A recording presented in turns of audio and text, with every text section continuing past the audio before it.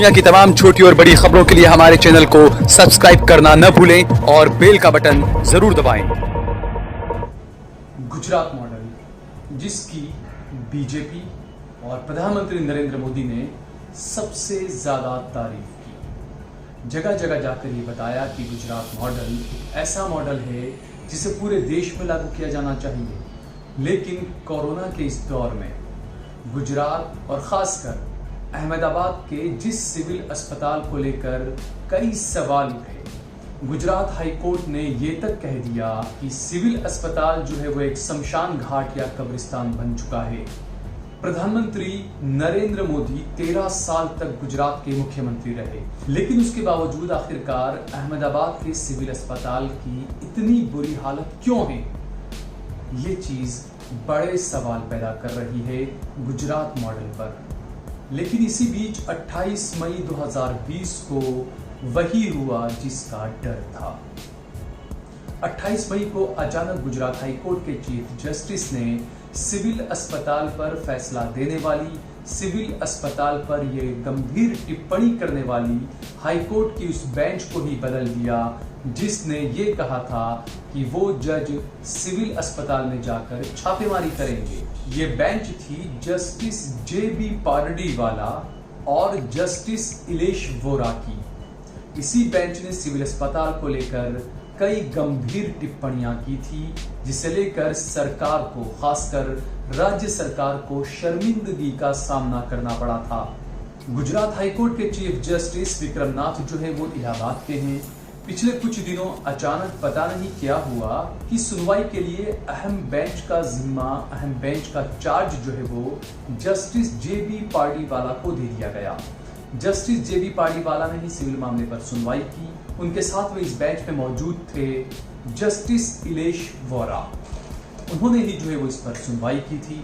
लेकिन अचानक दोबारा गुजरात हाईकोर्ट के चीफ जस्टिस विक्रमनाथ आ गए और उन्होंने जो है वो इस बेंच को बदल दिया और जस्टिस JB पारडीवाला का तबादला कर दिया इस बेंच से।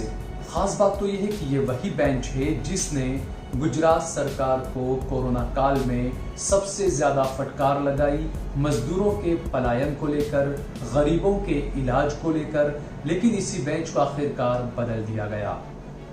हम न्यायपालिका पर बिल्कुल सवाल नहीं उठा रहे हैं, लेकिन जो चीजें हो रही है वो अपने आप में सवाल खड़े कर रही है। इस पर गंभीरता से सोचना चाहिए।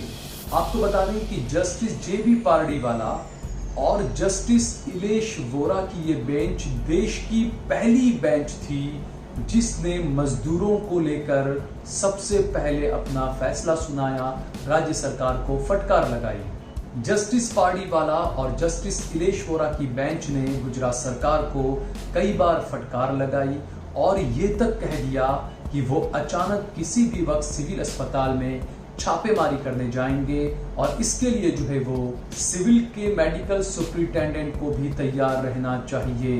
तो इतनी गंभीर टिप्पणी जो है वो इन्होंने की थी और ये छापा मारने जाने वाले थे, जस्टिस पारडीवाला जो है वो छापा मारने जाने वाले थे सिविल अस्पताल में, लेकिन उससे ठीक पहले उनका तबादला कर दिया गया।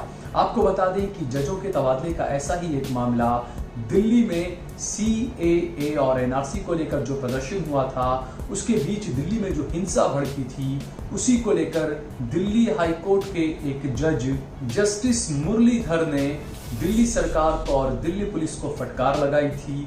जस्टिस मुरलीधर ने भाजपा नेता कपिल मिश्रा का भड़काऊ भाषण कोर्ट में सबके सामने पुलिस को सुनाया भी था और उसी के बाद जो है वो दिल्ली हाई कोर्ट के जज जस्टिस मुरलीधर का तबादला पंजाब हरियाणा हाई कोर्ट में कर दिया गया था। तो ये पहला मौका नहीं है। हालांकि जब जस्टिस मुरलीधर का तबादला किया गया था, उस वक्त कांग्रेस नेता राहुल गांधी ने एक छोटा सा ट्वीट भी किया था और उन्होंने जस्टिस लोया को याद किया था। तो यकीनन ये कहीं न कहीं काफी अहम बात है, काफी गंभीर विषय है कि आखिरकार जो मेडिकल माफिया, जो दुनिया का, देश का नहीं, दुनिया का सबसे बड़ा अगर कोई माफिया होता है तो वो मेडिकल माफिया होता है। ऐसे में अगर मेडिकल माफियाओं के खिलाफ जस्टिस पारडीवाला की बेंच ने कुछ गंभीर टिप्पणियां की थी और ये भी कहा था कि हम जो है वो जाएंगे और सिविल अस्पताल में छापेमारी करेंगे, और जिस तरीके से उन्होंने संज्ञान लिया इस पूरे मामले का, गुजरात सरकार को, गुजरात की भाजपा सरकार को एक के बाद एक कई मामलों को लेकर फटकार लगाई, उसके बाद फौरन चीफ जस्टिस ने जो है वो फौरन ही इस बेंच का तबादला कर दिया। आपको बता दें कि अहमदाबाद के सिविल अस्पताल में वेंटिलेटर को लेकर भी कई सवाल उठे थे। हालांकि इससे पहले हमने खुद एक कार्यक्रम किया था और हमने खुद इस बात को बताया था कि अहमदाबाद के सिविल अस्पताल में कोरोना को लेकर किस तरीके से 2 अलग अलग वार्ड बनाए गए हैं। एक वार्ड में मुसलमानों को रखा गया है, दूसरे वार्ड में हिंदू भाइयों को रखा गया है। हमने उसी वक्त कहा था कि ये जो है वो काफी गंभीर विषय है, आखिरकार इसको लेकर अब सवाल उठ रहे हैं। क्या कुछ ऐसा ही हुआ है कि जो मुस्लिम वार्ड में थे उन्हें जो है वो अलग तरह की ट्रीटमेंट दी गई, जो हिंदू भाई वार्ड में थे क्या उन्हें अलग तरह की ट्रीटमेंट दी गई है? जिस तरीके से जो वेंटिलेटर जिसे कहा गया था लेकिन वो महज एक मशीन थे, हालांकि बाद में ये घोटाला निकलकर सामने आया और ये पता चला कि भाजपा के किसी नेता की ये कंपनी थी और उन्हीं की कंपनी से जो है वो सिविल अस्पताल के लिए ये वेंटिलेटर लिए गए थे। अहमदाबाद सिविल अस्पताल में जितनी ज्यादा जो मौत हुई है उसके लिए इसी वेंटिलेटर को जिम्मेदार माना जा रहा है।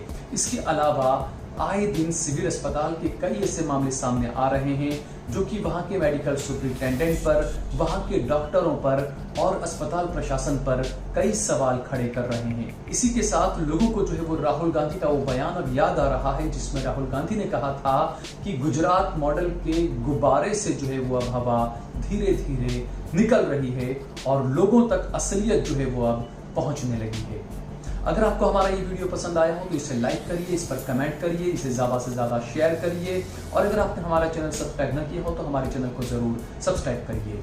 आप फेसबुक, ट्विटर और इंस्टाग्राम पर भी देश लाइव को फॉलो कर सकते हैं। आप देख रहे हैं देश लाइव, देश की आवाज़।